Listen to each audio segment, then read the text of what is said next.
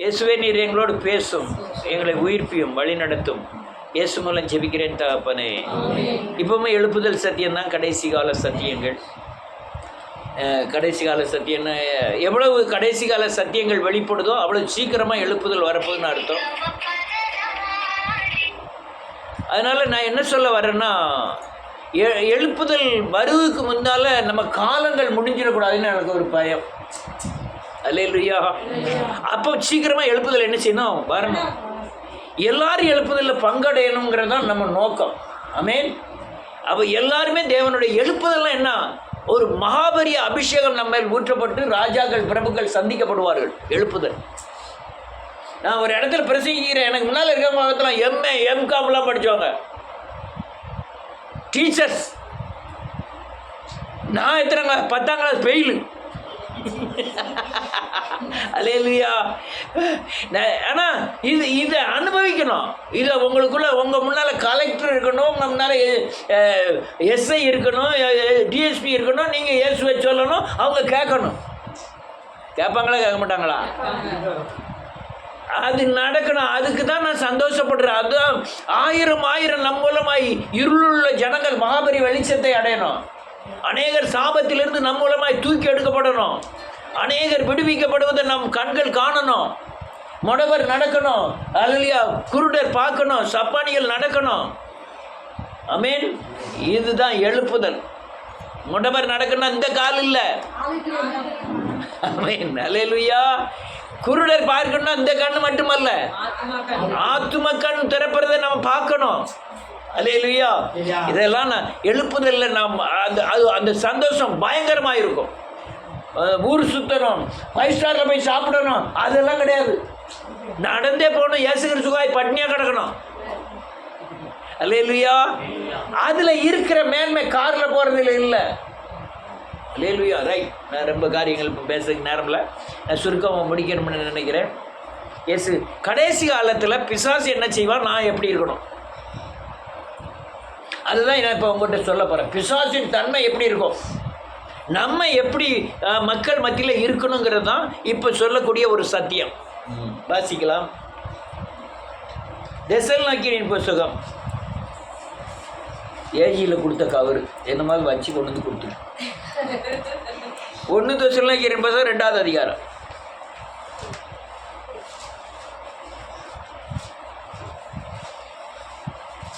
இயேசுவே மரித்தார்.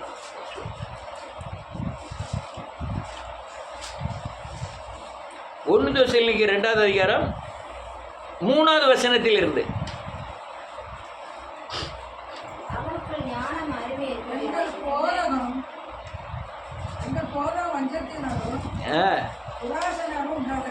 ஒரு நிமிஷம், சாரி, 2 தெசலோனிக்கேயரின் புத்தகம் 2ஆவது அதிகாரம் 3ஆவது வசனத்திலிருந்து. ஒருவனும் மோசம் போக்காதபடிக்கு எச்சரிக்கையாக இருங்கள். ஏனெனில் விசுவாச துரோகம் முந்தி நேரிட்டு மகனாகிய பாவ மனுஷன் வெளிப்பட்டால் ஒழிய.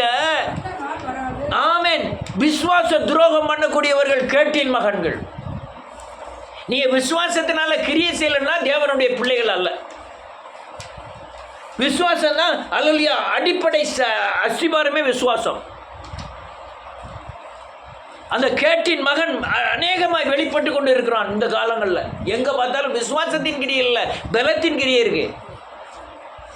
நான் இப்போ சொன்னேன், நாம் படிக்கலை, ஆனால் படித்தவங்களுக்கு பிரசங்கம் பண்ணுவான், அது விசுவாசம். நீங்கள் படித்தவங்ககிட்ட போய் நீ படிக்காத, நான் படிக்கலையா, நான் பிரசங்கம் பண்ண கேட்கலாம், ஒருத்தன் கேட்க மாட்டான். ஏன்? அந்த கௌரவம் அந்த இதெல்லாம் இருக்கும். இன்னைக்கு அநேகர் படித்தவர்கள் பின்னால் போக காரணம் என்ன, இந்த அபிஷேகத்தை பெறல. விசுவாசம். நான் இப்போ சொன்னது புறமே, எழுப்புதலில் சொன்னது புறமே விசுவாசத்தின் கிரியைகள். ஆனால் இந்த விசுவாசத்துக்கு இந்த தேவன்தான் இயேசுதான் தேவன்கிறத மறுதளிக்கக்கூடிய கேட்டின் மகன் விசுவாச துரோகம் பண்ணுவான்.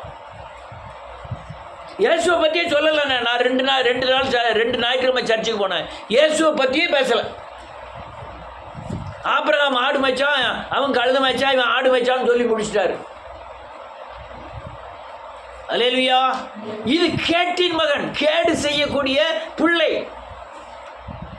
வேதம் சொல்லு, விசுவாச துரோகம் நேரிடும், விசுவாசத்தின் கிரியைகளே நடக்காது. விசுவாசம் இல்லாமல் ஒருவனும் தேவனை, ஆமா, கிரியை இல்லாத விசுவாசம் செத்தது. அநேகர் கிரியைகள் இருக்காது, விசுவாச துரோகம் நேரிடும். இந்த கடைசி காலத்தின் பெரிய அடையாளமே அதுதான். இன்னும் ஒருபடி சொல்ல போனீங்கன்னா, நீங்கள் ஆவிக்குரிய தன்மை பெற்று தான் உலக ஆசீர்வாதத்தை பெறணும். உலக ஆசீர்வாதத்தை பெற்று ஆவிக்குரிய தன்மை பெறுவோங்கிறது அது விசுவாச துரோகம். பரிசுத்தம் இல்லாமல் விசுவாசம் இல்லாமல் உங்களுக்கு கிடைக்கியா? நீங்கள் உங்களுக்கு பாதுகாக்க முடியுமா? நீங்கள் பரிசுத்தத்தோட விசுவாசத்தோட வேதவசனத்தின்படி உங்களுக்கு ஆசீர்வதிக்கப்படுங்க. நீங்கள் பாதுகாக்க மாட்டீங்க. நீங்கள் நடந்து வந்த விசுவாசம் அதை என்ன செய்யும்? பாதுகாக்கும். இதுதான் பாயிண்ட். ஆனால் அநேகர் இயேசுவை சேவிப்பதே இந்த உலக ஆசீர்வாதத்திற்கு. நம்ம அல்லா ஒரு மலை வேட்டி கேட்டுக்கிட்டு கிழிஞ்ச சட்டை போட்டுக்கிட்டு அண்டை வீடு இல்லாமல் இது கஞ்சி குடிச்சிட்டு காலந்தளவுக்காக இயேசு கிறிஸ்து நம்ம அழைக்கலை, ஆசீர்வதிக்கப்படும்படியாக அழைச்சிருக்கிறார். ஆனால் நான் பரிசுத்தம் இல்லாமல் நம்ம ஆசீர்வதிப்பது அது பிசாசின் ஆசீர்வாதம்.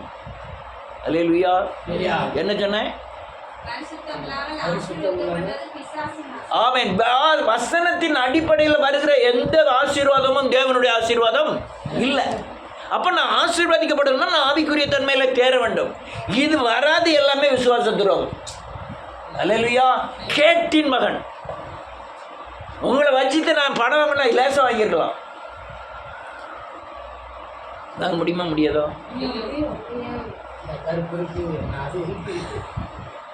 அல்லேலூயா. வாங்கியிருக்கலாம். அது விசுவாச துரோகம். நான் உங்களை தேற்றுகிறேன், உங்களை ஆவிக்குரிய முறையில் தேவனை சொல்லிக் கொடுக்குறேன், தேவன் உங்களுக்குள்ளே கொண்டு வருவதற்கு முயற்சி செய்கிறேன். நீங்கள் இயேசுவை போல மாறுறீங்க, நீங்கள் ஆவிக்குரிய ஆசீர்வாதத்தை பெறுகிறீர்கள். ஆசீர்வாதத்தை பெற்ற பிறகு உலக ஆசீர்வாதம் வருகிறது விசுவாசத்தின் அடிப்படையில். அந்த உலக ஆசீர்வாதத்தில் வருகிற பணத்தை தான், அதில் பணத்தில் ஒரு பகுதியை நீங்கள் காணிக்கையாக தருகிறீர்கள். இதான் முறை. அல்லேலூயா. இந்த கவரை கொடுத்தேன் தெரியுமா? வாசலில் 4 பேர் சேர் போட்டு உட்காந்துருக்காங்க, ஒவ்வொரு கவராக கொடுக்குறாங்க. நீங்கள் கவரே தர வேணாம், கீழே ஒரு எழுத்து இருக்குது, நீங்கள் எவ்வளவு தரம்னு உத்தரவாதம் பண்ணும் மட்டும் எவ்வளோ ரூபான்னு எழுதி உள்ளே போடுங்க, நீங்கள் பின்னால் எப்போனாலும் தரலாம்னாங்க. நீங்கள் 100 ரூபா எழுதுனீங்கன்னா அவன் சொல்கிறான், பக்கத்தில் நிற்கன்னு சொல்கிறான், என்ன நீங்கள் பெரிய ஆளாக இருக்கா, 100 ரூபா எழுத பக்கத்தில் ஒரு 100 பேர் போடு அப்படிங்க. எத்தனை பேர் வராங்க? 100 பேர் 150 பேர் வராங்க. ஒரு ஆளாருக்கு 1000 ரூபான்னா என்னாச்சு? கணக்கு வர்றேன், 1 லட்சம் ரூபாய் ஆச்சு. அல்லேலூயா. 1.5 லட்சம் ரூபாய் ஆச்சு. அல்லேலூயா. நான் ஒரு நாள் கவர் கொடுத்தது கிடையாது.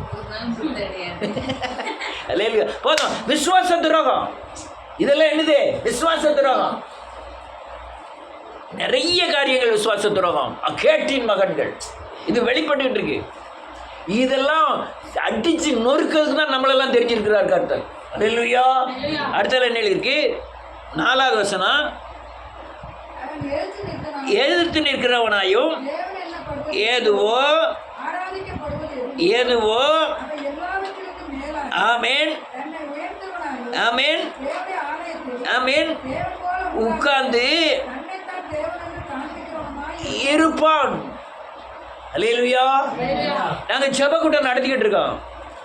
நான் அன்றைக்கி சொன்ன அதே பொம்பளை, அதே ஆத்மா எங்கள் ஜெப கூட்டத்துக்கு வந்துட்டு, அது வரும்போதே நினச்சேன், இது ஜெபம் பண்ணி வந்து பிரசங்கம் பண்ணிக்கிட்டு இருக்கும்போதே ஊடையில் பேசலாம் செய்யும் அப்படின்னு நினச்சிக்கிட்டு இருந்தேன். அது உடனே பேசுது. ஆண்டவர் எப்பவுமே சிலுவையில் அறையப்பட்டு என்னமோ பாவமெல்லாம் மன்னிச்சிட்டாரு, இப்போ போய் பாவம் சாபம்னு சொல்லிட்டு இருக்கீங்களா? இது சொல்லலாமா? ஒரு நாள் சொல்லுது, டான்ஸ் ஆடுறதை பற்றிலாம் தப்பு இல்லை, 2 கல்யாணம் முடிச்சாலும் தப்பு இல்லை. அல்லேலூயா. இது என்னைக்கு எனக்கு எதிர்த்து நிற்கல, ஏன் அல்லேலூயா, என்னுடைய சட்டத்துக்கு எதிர்த்து நிற்கல. என்னால் பிரச்சனை உண்டாக போகிறதில்ல. தேவ பிரச்சனத்துக்கு, தேவ சட்டத்துக்கு, தேவனுக்கு எதிர்த்து நிற்க அந்த பொம்பளை. நான் எவ்வளவோ சொல்லணும், நான் வசனத்தை சொல்லலாம். பாவங்களை மறைக்கிறவன் வாழ்வடைய மாட்டான், அறிக்கை செய்து விட்டு விடுகிறவனே இறக்கம் பெறுவான் இருக்கு. இது பழைய ஏற்பாட்டில் எழுதப்பட்டல, இயேசு சிலுவைக்கு அரைஞ்ச பிறகு பின்னால் எழுதப்பட்டது. இதை நிறைவேற்றணும் அப்படிங்க இப்படி தான் தலையாட்டுதை தவிர எதிர்வசனம் சொல்ல மாட்டேங்குது. கருத்தியலுக்கு கருத்து சொல்லணும், கருத்து சொல்ல மாட்டேங்க. எல்லாம் முடிஞ்சு போகும்போது 2 பொம்பளைகளை தனியாக கொண்டு போய் ஒரு சொல்லுதல் நம்பாதீங்க. இவர் குற்றமான சாட்சியை கொண்டு வர்றாரு, பாவத்தை சொல்லி சொல்லி உங்களை கீழே இழுக்கலான்னு பார்க்காரு. அதனால இவரெல்லாம் பின்பற்றாதீங்கன்னு சொல்லுது. அது 2 சிலுவை பற்றிய உபதேசத்தில் நான் விடுதலை ஆயிருக்கேன். அதனால இதுதான் சரி, நீங்க சொல்லுது தப்புன்னு சொல்லி அது சிலுவை உபதேசம் சொல்லி போய்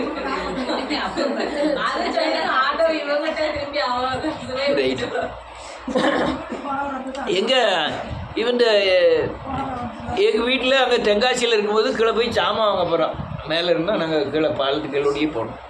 அப்போ ஒரு ஆள் உங்களை பார்த்தோன்னே வேலைக்காரர் மாதிரி இருக்கான்னு உடனே அவருக்கு பேசணுன்னா, யார்? ராமச்சந்திர பட்டணத்துக்காரர்.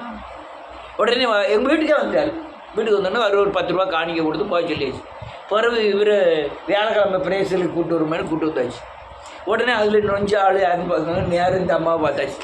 பார்த்து அவங்க வீட்டுக்கு போனோன்னே அவருக்கு வீட்டுக்கு போய் அந்த தாமஸை மட்டும் நம்பிடாதியா. ஏன் நம்பினியா? தாமஸை மட்டும் நம்பிடாதியா. நம்புனா நீ ஆத்தோட போயிடுவியா. அவர் போயிட்டாரு. அல்லேலூயா, அல்லேலூயா. இதெல்லாம் யாரு? கடைசி காலத்தில் நடக்கக்கூடிய பிசாசின் கிரியைகளை சொல்லிக்கிட்டு இருக்கேன்.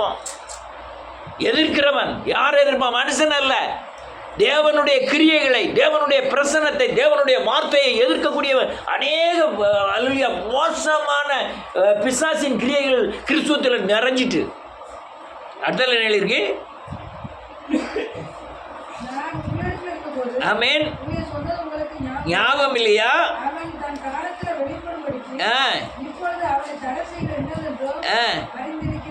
நல்ல காலங்க அவரை தடை செய்து யாரு?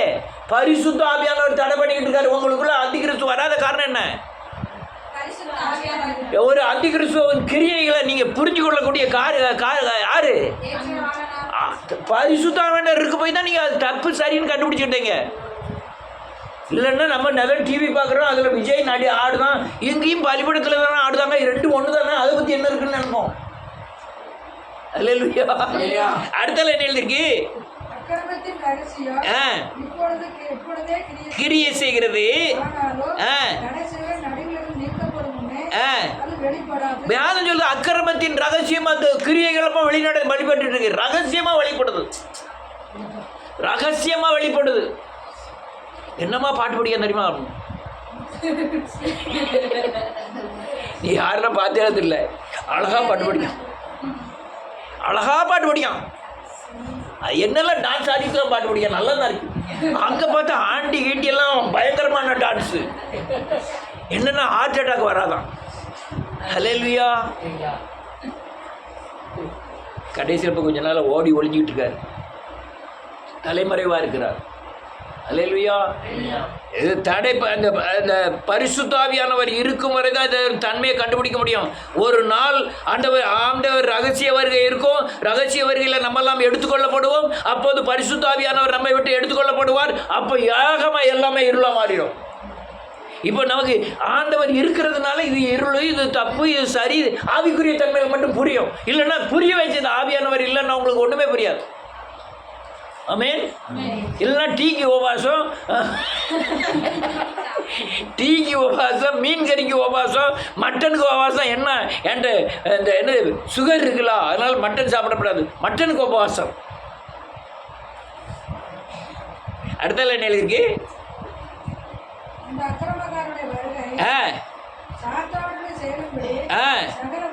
வல்லமையோடும் அடையாளங்களோடும் அற்புதங்களோடு இருக்கும்.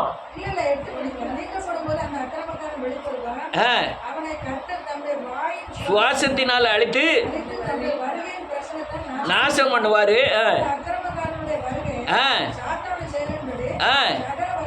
வல்லமையோடும் அடையாளங்களோடும் அற்புதங்களோடும். ஆமென். போதும், போதும். அல்லேலூயா. உங்க பாக்கெட்ல இருக்க பணத்தை சொல்லிடலாமையா? பேங்க்ல அக்கௌண்ட் நம்பரை சொல்லுவான். பூங்க எல்லாம் விழுந்துருந்தாங்க. இப்போ இப்போ ஒரு புதுசாக விஷயம் வந்திருக்கு. ஸ்ப்ரே வச்சு சிறுன்னு அடிக்க எல்லாம் விழுதும். உங்க பல்லு தங்க பல்லா போதுங்க.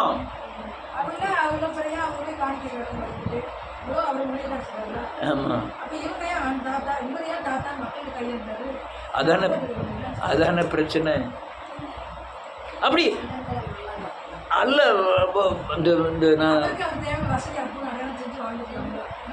இந்த மகுடி வித்தக்காரன் ஒருத்தனை படுக்க போட்டு கருப்பு துணி வச்சு மூடி சூப்பாவும் அவ்வளோ தூரம் பறந்துருவன் சொல்லுவான். அந்த போகிற காரை சொல்லுவான், மேலே எத்தனை காக்கா பறக்குன்னு சொல்லுவான். இந்த ஆள் வீட்டில் சண்டை போட்டு வந்திருக்காருன்னு சொல்லுவான், பொண்டாட்டி புரிஞ்சுன்னு சண்டைமா எல்லாத்தையும் கிளீனாக சொல்லிடுவான். அதே தான் இங்கே எங்கேச்சு தான் ஒரு பாதியை பணந்திருப்ப வைக்கட்டும், ஒரு சிலுவையின் உபதேசத்தை போதிக்கட்டும் பார்ப்போம். முடியாது. பிசாசு சிலுவையின் உபதேசத்தை மறுதளிக்கும். சிலுவையின் உபதேசத்தை கேட்கிறவர்கள் அழைக்கப்பட்டவர்கள். சிலுவையின் உபதேசத்தை யாரும் கேட்க மாட்டாங்க. பகிரங்கமா எதிர்த்து நிற்க காரணம் என்ன தெரியுமா? இது அந்திகிறிஸ்துவின் கிரியை. அல்லேலூயா. அநேக அற்புத அடையாளங்கள். வானத்திலிருந்து அக்கினியை இறக்கத்தக்கதான அற்புதங்களை செய்வானா வேதம் சொல்லுது. இந்த அற்புதத்தை கண்டவன ஓடி ஓடி போய் ஆயிரக்கணக்கில் போய் விழுதாங்க மக்கள். போய் விழுதுறாங்க. ஒரு சின்ன பையன் என் பார்வைக்கு வேறு ஜான் வெஸ்லி மாதிரி தான் இருக்கும். என்ன வரத்து வரான் தெரியுமா? என்ன பாருங்க, உங்கள் அக்கௌண்ட்டில் இவ்வளோ ரூபா போய் விழுந்துருக்குங்க. அட பாபி, சின்ன பையன். உங்கள் பாக்கெட்டில் இருக்கிற 500 ரூபா 1000 ரூபாயை மாறி இருக்கிறது அப்படிங்க. அவனும் வந்து என்கிட்ட 500 ரூபா 1000 ரூபாய் மாறி இருக்குங்க. அவன் கூப்பிட்டு இருந்த ஆளோ எனக்கு தெரியல. நான் 500 ரூபா தான் வச்சுருந்தேன், 1000 ரூபாய் மாறி இருக்குது அப்படிங்க. அது ஜான்ரின் ஜெவராஜ் அவள் இப்போ தீர்க்க தரிசன பொருள் போய் புதுசாக சொல்ல ஆரம்பிக்கிறார். உங்கள் கூட பிறந்தது 7ன்னு ஆண்டவர் சொல்கிறாரு. அவரும் சொல்ல 5 தானே. ஓஹோ, அப்போ 2 பிறக்கும். அவங்க ஊர் என்னமோ கல்லுன்னு ஆண்டவர் சொல்லாரு. எங்கள் ஊர் திண்டுக்கல். கரெக்டாக சொல்லிட்டாரு. சோத்திரம் கல்லுன்னு சொல்றாரு. அது எதுக்கு? திண்டுக்கல்லாக இருக்கட்டும், திண்டு இல்லாத கல்லாக இருக்கட்டும், நீ பாவியா பரிசுத்தவானா? நீ சாபத்திலேருந்து விடுதலை ஆயிருக்கா, விடுதலை ஆகலையா? என் பேரை சொல்லி என்னதான் ஆக போகுது? ஆமாம், அது புதுசாக ட்ரைனிங் தானே எடுக்காரு. ட்ரைனிங் எல்லாம் வந்த பிறகு அதுக்கப்புறம் கரெக்டாக சொல்ல. அது நான் கேட்டேன், உங்கள் ஊர் பேர் கல்னு ஆண்டவர் என்கிட்ட பேசிக்கிட்டு இருக்காரு. கல்ங்காரு அவர். உங்கள் ஊர் பேர் திண்டுக்கல் அப்படிங்காரு. அந்த கல்லை தூக்கி மண்டையில் போடணும். கல்லாது இல்லை. நான் எதுக்கு அந்த கல்லெல்லாம் எதுக்கு? நீ சாபத்திலேருந்து இவ்வளோ விடுதலையாக இருக்குது. அந்த சாபம் இவ்வளோ இருக்குது. இதனால் இந்த தண்டனை வரப்போது. இதை மீட்கிறதுக்கு சிலுவை இருக்குது. சிலுவையில் ரத்தத்தை நீ கழுவப்பட்டனா விடுதலை ஆவான். இது போறாதா? உங்கள் பாக்கெட்டில் இருக்க மணியை சொல்லி அதை செய்வானா? அற்புத அடையாளங்கள். இதுக்கு போய் மக்கள் சாவாங்க. ஒரு நாள் இருக்கு, தேவ அபிஷேகம் ஊற்றப்படுகிறார். எல்லார் மேலேயும் அபிஷேகத்தை ஊற்றுவார். மாம்சமான யாவர் மேலும். அப்போது எல்லாருடைய கால்களும் முழங்கால்களும் மடக்கப்படும். எல்லாருடைய நாம அவரை நோக்கி என்ன செய்யும்? அறிக்கை செய்யும். அப்போ போயிடும். இந்த கல்லுகளெல்லாம் துண்டாக போயிடும். யாரும் கையினால் பேர்க்கப்படாத ஒரு கல் என்ன செய்யுது? வருது. அது சேலையில அடித்து நொறுக்கிறோம். இப்படி பேசுது. நான் இப்போ பேசுகிற பிறகு சத்தியம்தான். கொஞ்சம் கடப்படன்னு பேசுகிற மாதிரி இருக்கும். அதாவது கர்த்தராகிய இயேசு கிறிஸ்து என்ன சொல்லுகிறார் என்றால், உங்களை நல்லா சாப்பிட்டு விட்டு உறங்க வேண்டும் என்று சொல்லுகிறார். இப்படி சொன்னால் நல்லா இருக்கும். அடினா அது கொஞ்சம் சங்கடமாக தான் இருக்கும். அல்லேலூயா. இன்னொரு வசனத்தை வாசிப்போம். 16 வெளிப்படுத்தின விசேஷம் 16ஆவது அதிகாரம்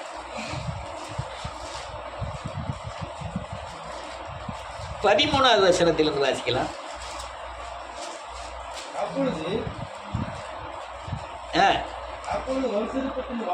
வலு சர்ப்பத்தின் வாயிலும் மிருகத்தின் வாயிலும் கள்ள தீர்க்கதரிசியின் வாயிலிருந்து தவளைகளுக்கு ஒப்பான 3 அசுத்தாவிகள் புறப்பட்டு வர கண்டேன்.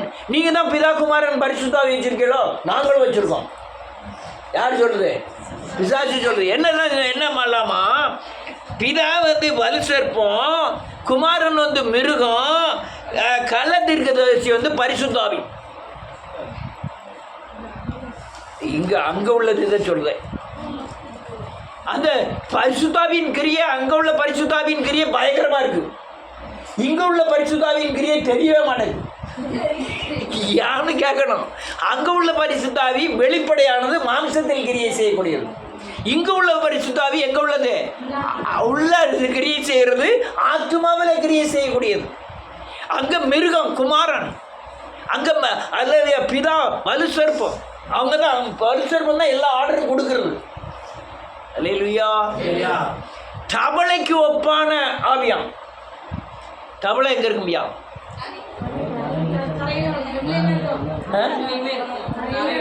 தவளை தண்ணிக்குள்ளேயும் வாழும், தரையிலையும் வாழும், மண்ணுக்குள்ளேயும் வாழும், பாறைக்குள்ளேயும், விட்டா இளநிக்குள்ளேயும்.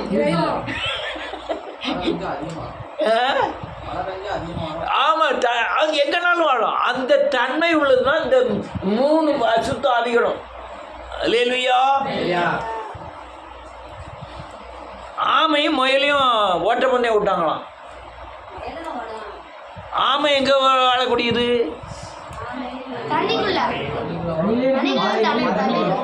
தண்ணிக்குள்ள தான் அதிகமாக வாழும், தரையிலையும் இருக்கும். முயல் எங்க வாழக்கூடியது? தரையில் வாழக்கூடியது. ஆமேன்.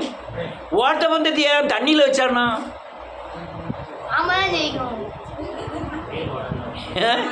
ஆமை தண்ணிக்குள்ள போய் ஓட்டப்பந்தயத்தை வச்சிருப்பாங்கன்னு வச்சுடுவோம். முயலை விட ஆமை என்ன செய்யறோம்? வேகமா போயிடும். முயல் போய் தண்ணிக்குள்ள முங்கின உடனே என்ன ஆகும்?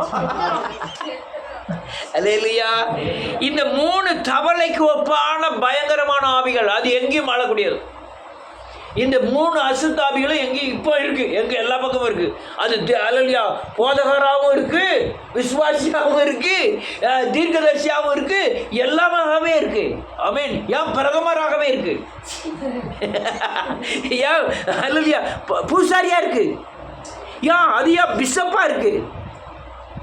இது எங்கேயும் எல்லா பக்கமும் வாழக்கூடிய 3 தவளைக்கு ஒப்பான ஆவி. அடுத்தால என்ன இருக்கு? பிசாசுகளின் ஆவிகள்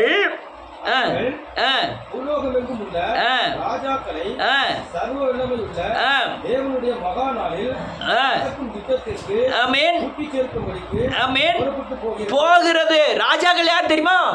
நம்ம தான். நம்மளை இயேசு கிறிஸ்துக்கு விரோதமாய் யுத்தம் பண்ணுவதற்காக ஆயத்தம் பண்ணுகிறோம். சிலுவை உபதேசத்தை கேட்டாதீங்க. அது ஆண்டவருக்கு விரோதமா யுத்தம் பண்ணிக்கிட்டு இருக்கு. நம்மளை என்ன செய்யுது? கூப்பிடுது. வா, நம்மளும் சேர்ந்துக்கிட்டோம்னா, சிலுவையை விட்டுட்டோம்னா நீங்க ஆண்டவருக்கு எதிரி ஆயிடுவீங்க. சிலுவை உங்களுக்குள்ள உபதேசங்கள் இருக்குன்னு மனம் திரும்புகிறீங்கன்னா நீங்க இயேசுவின் பிள்ளையா இருப்பீங்க. அதனால அது கூப்பிடுது. நம்பாதீங்க, தாமஸ் சொல்லதை நம்பாதீங்க. அல்லேலூயா. இது கடைசி காலத்தின் ஆவியின் சக்திகள். இன்னும் ரொம்ப இருக்கு, நம்ம சொல்றதுக்கு நேரம் இல்லை. எல்லாமே ஆண்டவருடைய சத்தியத்துக்கும் சிலுவைக்கும் இயேசு கிறிஸ்துக்கும் விரோதமாய் போதிக்கும், விரோதமாய் நடக்கும், சத்தியத்தின்படி நடக்காது. இது அந்த கிறிஸ்துவின் கிரியைகள். நம்ம எப்படி நடக்கணுமா வாசிப்போம். 2 கொரிந்தியர் புத்தகம் 11வது அதிகாரம் 6வது வசனம்.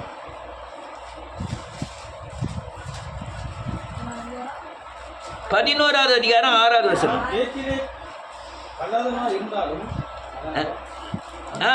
நான் பேச்சிலே கல்லாதவனாய் இருந்தாலும் அறிவிலே கல்லாதவன் அல்ல, எந்த விஷயத்திலும் எல்லாருக்கும் முன்பாகவும்.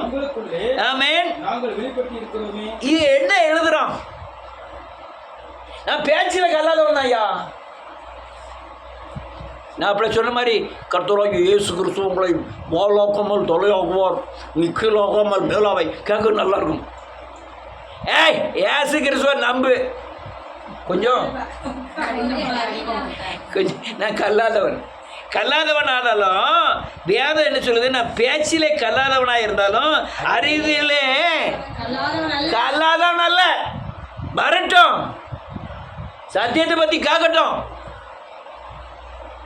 கல்லாதவன் அல்ல, கரையும் கட்டியிருக்கு. ஒவ்வொரு வசனத்துக்கு கரையும் கட்டிருக்குன்னா நேற்று வந்தான்னு சொன்னேன். உங்களுக்கு ஒவ்வொருவருக்கும் ஒவ்வொரு பிரச்சனை. அவ்வளோ பிரச்சனை என் வாழ்க்கையில் அனுபவிச்சிருக்கேன்.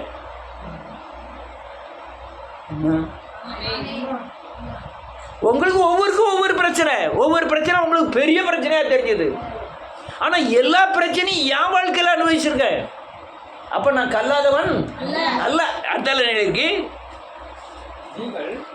எந்த விஷயத்திலும் எல்லாருக்கும் முன்பாகவும் உங்களுக்கு உள்ளே நாங்கள் எங்க வழிபட்டிருக்கோம்?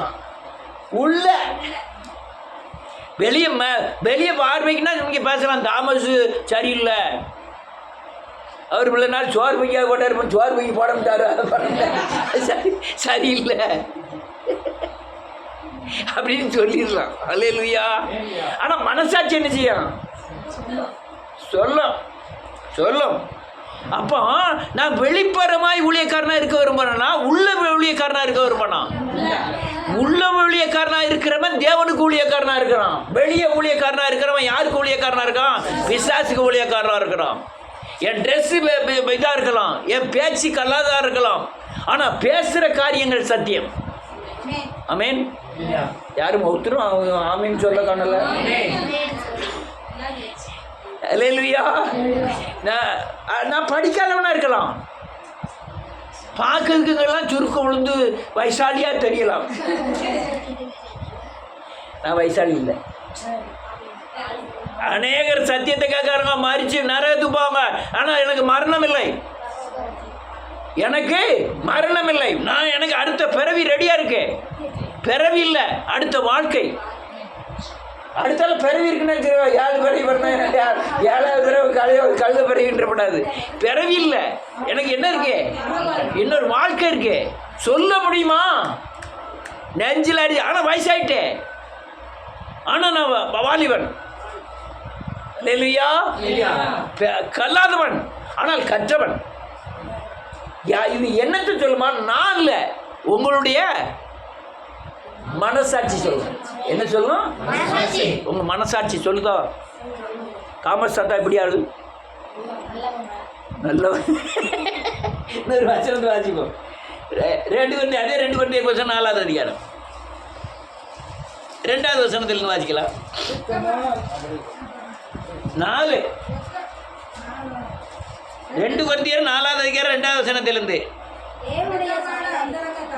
காரியங்களை வெறுத்து தந்திரமா. யாரு இப்போ நான் சொல்லுவ போகிற நல்ல காட்டுடுங்க. கடைசி காலத்தில் ஒரு விசுவாசி இருக்கக்கூடிய நிலை இப்படி தான். நீங்கள் வெளிப்படையாக இருக்கணும். உங்கள் வீட்டு காரியங்கள் எல்லாத்துக்கும் தெரியணும். ஐயா உங்களுக்கு வயசு என்னாச்சுன்னா மறைக்கப்படாது. பொம்பளையாள்கிட்ட வயசை கேட்கப்படாது, ஆம்பளையாள்கிட்ட வருமானத்தை கேட்கப்படாது. ரைட். வெக்கமான அந்தரங்க காரியங்களை நாங்கள் வெறுத்து தந்திரமாய் நடாமல் புரட்டாமலும் வெளுத்துறபடினாலும் முன்பாக எல்லா மனுஷருடைய மனசாட்சிக்கும் எங்களை உத்தமன் என்று வழங்க பண்ணுகிறோம். சும்மா சொல்லல, அடிச்சு சொல்லலாம். ஆமாம், எந்த மனுஷனுக்கு இவன் காணிக்க கொடுத்துட்டான், இவனுக்கு வேண்டி சத்தியத்தை புரட்டணும், இவன் அழகா இருக்கா, இவனுக்கு வேண்டி சத்தியத்தை புரட்டணும், இவன்கிட்ட இருந்து நன்மை கிடைக்கும் போது சத்தியத்தை புரட்டணும்னு ஒரு நாள் நினைச்சது கிடையாது. அல்லேலூயா. வந்தாவா வராட்டாப்பா சொல்லலாமா? உங்களுக்கு ஆண்டவர் வேணாம், எனக்கு நீங்க வேண்டாம். உங்களுக்கு ஆண்டவர் வேணுங்கிறதுனால ஆண்டவர்கிட்ட வாரீங்க. ஆனால் நீங்கள் ஆண்டவர்கிட்ட திருப்பதுக்காக நான் வேலைக்காரனாக இருக்கேன். அதுக்காக உங்களை அடிமைத்தனம் பண்ணி ஆளுகைக்கு அல்ல. ஏதாவது ஒரு சர்ச்சில் போய் இப்படி சொல்லுங்க பார்ப்போம். அல்லேலூயா. அல்லேலூயா. இதெல்லாம் காரியம் வெளிப்படையான மனசாட்சி சொல்லும். உத்தமன் என்று ஒவ்வொரு மனசாட்சியும் விளங்க பண்ண வேண்டும். ஒவ்வொருவரையும் விளங்க பண்ணணும். உங்கள் குடும்பத்தில், வீட்டு தெருவில், பக்கத்து வீட்டுக்காரங்க அவங்க மனசாட்சி சொல்லணும். இவங்க தப்பு பண்ணாதவங்கன்னு எல்லோரும் முக்கிய மனுங்க பார்த்தா வயசு நேரம் ஆகிட்டுதோ. அந்த அடுத்த ஒரு வசனத்தை வாசிப்போம்.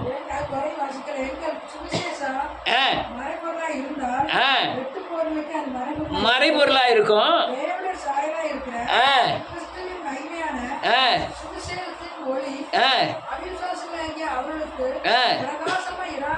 இராதபடிக்கு தேவனானவன் குருட. சுவிசேஷம் என்ன சுவிசேஷம்? எனக்காக பிறந்தார். சொல்லுங்க மறுபடியும் சொல்லுங்க. எனக்காக பிறந்தார், எனக்காக மரித்தார், எனக்காக உயிர்த்தார். இதுதான் சுவிசேஷம். இந்த சுவிசேஷம் எல்லாருக்கும் எப்படி இருக்கா? மறைபொருளா இருக்கு. என்னதான் இருக்கு? இவன் சுவிசேஷம்னா என்ன தம்பி சுவிசேஷம்? நான் இதை பற்றி பேசல, எல்லாத்தையும் உங்களை பற்றி பேசினால எல்லாம் பிரிண்ட் அப்படியே இருக்கும். அல்லேலூயா. இப்போ எது சுவிசேஷம்? ஆண்டவர் சுகமாக்குகிறார் சுவிசேஷம். அவங்க சொல்கிற சுவிசேஷம். நம்ம என்ன சுவிசேஷம்? உனக்காக இயேசு கிறிஸ்து என்ன செஞ்சிருக்கிறாரு? பிறந்தாரு, அல்ல உனக்காக மரித்தார், உனக்காக. அவங்க என்ன சுவிசேஷம் சொல்லலாம்னா, குருடரை பார்க்க செய்கிறார், உன்னை ஆசீர்வதிப்பார், ஆபிரகாமை போல ஆசீர்வதிப்பார், உன்னை கீழாக்காமல் உன்னை வாளாக்காமல் இப்படி ஆக்கிக்கிட்டே போவார் அப்படிங்கிறது அவங்க சுவிசேஷம். ஆனால் நம்ம சுவிசேஷம் அவங்களுக்கு எப்படி இருக்கு? மறைபொருளாக இருக்கு. என்ன இருக்கு? இவன் என்னடா பிறப்பு சுவிசேஷங்க, இறப்பு சுவிசேஷங்க, உயிர்ப்பு சுவிசேஷங்க. இது சுவிசேஷமா? இது நற்செய்தியா? உலகத்திலே பெரிய நற்செய்தி என்ன தெரியுமா? எனக்காக இயேசு பிறந்தார். சொல்லுங்க, எனக்காக. ஒவ்வொருவருக்காக இயேசு என்ன செய்றாரு? மரிச்சது யாருக்காக? எனக்காக. யாருக்கு? உங்க மொத்த ஆளுக்கு இல்ல, ஒவ்வொரு மனிதனுக்காக மரித்தார். எதுக்காக உயிர்த்திருக்காரு? எனக்காக உயிர்த்தார். இது சுவிசேஷமா? உன்னை சுகமாக்குவார். பொய் சொல்லலாம், நம்பிராதீங்க. சுகமாக்குவார். ஆள் வருவாங்க. அது சுவிசேஷம் அல்ல, இது அவங்களுக்கு மறைபொருளாக இருக்கிறது. ஆமென். அப்படி ஒரு கிறிஸ்தவன் என்ன செய்யணும்? நடக்கணும். இன்னொரு வசனத்தை வாசி முடிப்போம். 2 கொரிந்தியர் புத்தகம் 2வது அதிகாரம் 14வது வசனம்.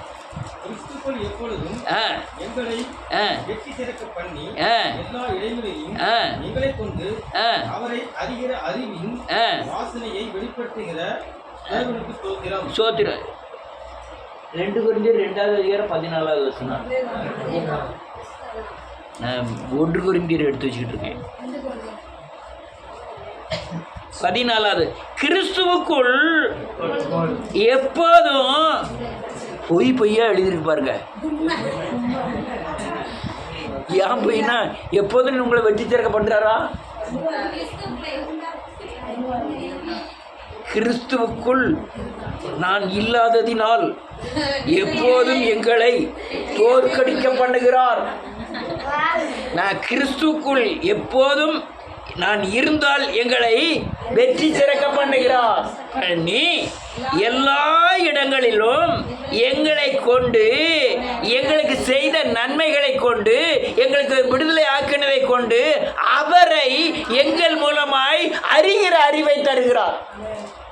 யாருக்கு வேணும்? கிறிஸ்தவனுக்கு எழுப்புதல் உள்ள ஆள் ஒவ்வொரு ஆளுக்கும் வேணும். ஏசியாண்ட இருக்கிறாருன்னு நீங்கள் சொல்லக்கூடாது. உங்கள் நடக்கையை பார்த்து, உங்கள் பேச்சை பார்த்து இவங்களோட இயேசு இருக்கிறாருன்னு சொல்லணும். அவங்க கண்டுபிடிக்க புத கண்ணாடியில் வேணும். நீ நடக்கையிலே தெரியணும், பேசையிலே தெரியணும். ஆமென். நான் இந்த உப்பு வாங்கிட்டு இருந்தது ஒரு பொம்பளையாள் எங்கள் அன்னை சைக்கிள் கிட்ட. டக்குன்னு உப்புக்காரருக்கு துட்டை போட்டாரு, கீழே குனிஞ்சார். ஒரு ரெண்டு குத்தா உப்பு அள்ளி உள்ளே போட்டுக்கிட்டு.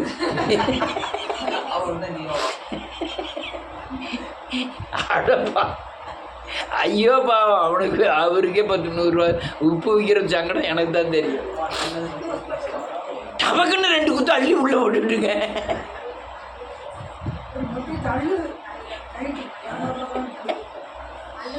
இல்லை, அவ வீட்டில் இல்லாத துட்டா. அப்போ அவர் வாசனையை அந்த அம்மா நினைச்சது வெற்றி சிறக்க பண்ணுகிறது. இயேசுவை அறிகிற வாசனை வெற்றி. இது கிறிஸ்தவனுக்கு இருந்தா தப்பு. வாசனை என்ன செய்யும்? கெட்டு போகும். அது உலக மனுஷர்கள். நமக்கு இருந்தா அது தப்பு. அல்லேலூயா. எல்லா இடத்திலும் அவர் வாசனையை வெளிப்படுத்துகிற இல்லை, வெற்றி திறக்க பண்ணுகிறார் எல்லா இடத்துலையும். 100 வசனத்தை வாசிப்போம். 1 கொரிந்தியர் புத்தகம் 3வது அதிகாரம். கொரிந்தியருக்குள்ளேயே சுற்றிட்டு வரோம். 11 வாசிக்கலாம்.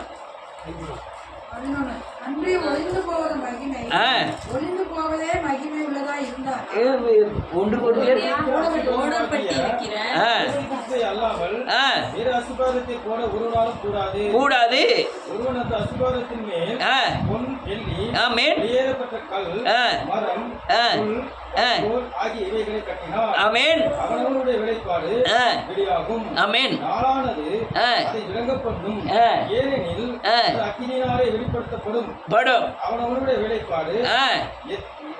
என் தன்மை உள்ளதென்று பரிசோதிக்கும். ஒரு நிமிஷம் நீங்க புரிஞ்சுக்கணும். நான் சத்தம் போட்டு சொன்னாலும், சிரிப்பா சொன்னாலும், கதையை சொன்னாலும், நான் சொல்லுகிற கருத்தை நீங்க புரிஞ்சுக்கிடணும்.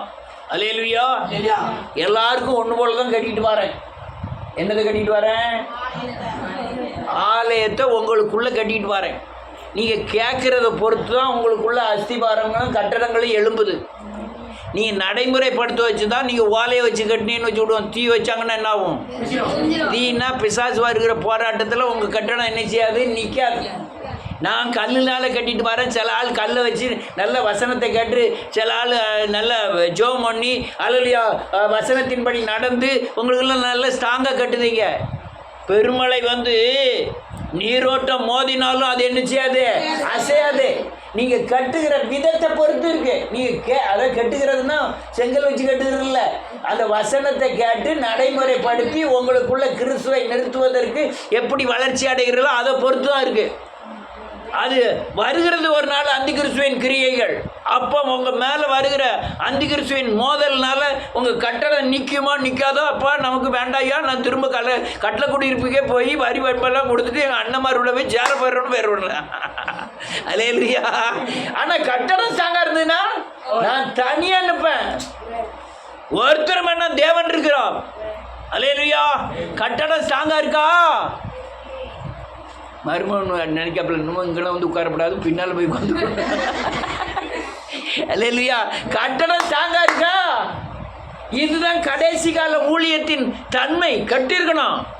அந்தி கிறிஸ்து வர்றான், அக்கிரமக்காரன், அவன் பயங்கரமாக வரான். ஆனால் இந்த எழுப்புதலில் நீங்கள் வெளிப்படக்கூடிய தன்மை உங்களுக்குள்ள கிறிஸ்து சரியானபடி கட்டி எழுப்பப்பட்டிருக்கணும். ஒரே ஒரு வசனத்தை சொல்லி முடிக்கணும், நேரம் ஆகிட்டு.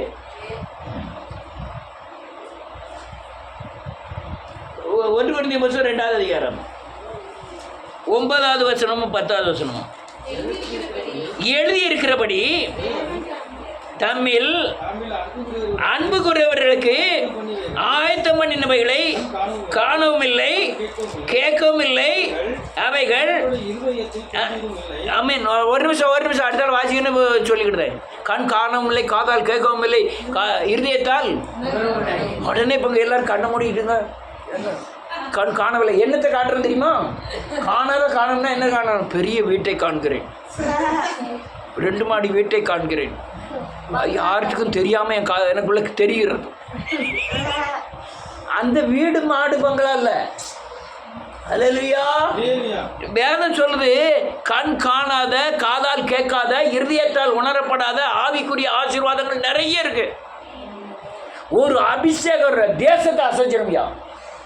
ஒரே ஒரு விசுவாசம் உங்களால் செய்யக்கூடாத காரியம் ஒன்றும். ஒரே ஒரு விசுவாசம் தான். தேவ விசுவாசத்தின் ஆவியான ஊற்றப்பட்டால் உங்களால் செய்ய சிங்கத்தின் வாயை என்ன செய்வீர்கள்? அடைப்பீர்கள். மரித்தோரை என்ன செய்வீங்க? எழுப்புவீர்கள். ராஜாக்களை ஜெயிப்பீர்கள். இதில் குறித்து தான் அங்கே எழுதப்பட்டிருக்கு. கண் காணவும் இல்லை, காதால், இருதயத்தால். உடனே துட்டு பங்களா அதெல்லாம் நினச்சிடாதீங்க.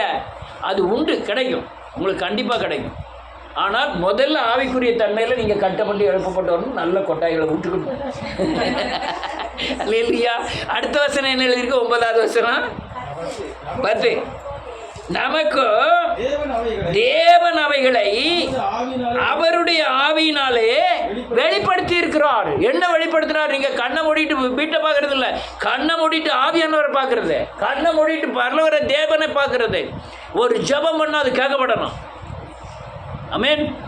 ஒரு பிசாசை கட்டி நீங்க ஜெபம் பண்ணா அது கட்டப்படணும். பூமியில எதை கட்டுவீர்களோ, பரலோகத்தில் எதை கட்ட வைப்பீர்களோ, கட்டாமல் இது படணும். அல்லேலூயா படணும். அதுதான் தேவன் செய்யக்கூடிய காரியங்கள். அல்லேலூயா. அட்டல் நிலைக்கு அந்த ஆவியானவர் எல்லாவற்றையும் தேவனுடைய ஆழங்களையும் அவர் எங்க இருக்காரு? எனக்குள்ள இருக்கார். ஆமென். என்னை நடத்துகிறவர், எனக்காக யாவையும் செய்து முடிக்கிறவர் எனக்குள்ளே இருக்கார். இதெல்லாம் இங்கே கடைசி காலத்தில் உங்களிலிருந்து வெளிப்படணும். அப்படி வெளிப்பட்டால் தான் இந்த கடைசி கால எழுப்புதல் ஊழியத்தை பகிரங்கமாக நீ செய்ய முடியும். நான்லாம் பிரயாசப்பட்டு உங்களுக்கு கட்டி எழுப்பியிருக்கேன். என்னது கட்டியிருக்கேன்? ஆலயத்தை உங்களுக்குள்ளே இயேசுவை கட்டி எழுப்பியிருக்கேன். சும்மெல்லாம் இல்லை, முது நிறைய அடி வாங்கி தான் கட்டி எழுப்பியிருக்கேன். சும்மெல்லாம் இல்லை, பசியாக இருந்து பட்டினியாக கிடந்து கையை நொடிச்சு காலை நொடிச்சு தான் கட்டியிருக்கு. அந்த கட்டினதுக்கு உண்டான பிரயாசத்தின் பலன் இந்த எழுப்புதலில் காணப்படணும். இதுதான் காரியம். எழுப்புதல் வரும்போது நான் பட்ட பிரயாசத்தின் பலம் உங்கள் மூலமாக தெரியும். நீங்கள் ஒரு ஆள் போனீங்கன்னா பாம்பே ரசிக்கப்படணும். ஒரு ஆள் அங்கேருந்து போனேன்னா அங்கே என்னது சட்டமன்றம் ரசிக்கப்படணும். 234 பேர் கதறி ஆண்டவர் தான் கிறிஸ்துவை தேவன் சொல்லணும். ஒரு ஆள் இங்கேருந்து பாராளுமன்றத்துக்கு போனோம்னா 534 பேர் ரசிக்கப்படணும். இவன் என்னமோ கதை விடுதான்னு நினைக்கலாம். ஆவியானவர் அனுப்புனா அது நடக்கும். அதனால் இந்த காரியங்களை உங்களை கொண்டு செய்வார். இதை நான் சொன்ன பிரதிபலிப்பின் காரியங்கள் உங்கள் மூலமாக வெளிப்படணும். அறிகிற அறிவின் வாசனை உங்கள் மூலமாக வெளிப்படணும். உங்களுக்குள்ளே கட்டின ஆலயம் வெளிப்படணும். கர்த்தர் உங்களை ஆசீர்வதிப்பார். எல்லாரும் முழங்கால் போடலாம்.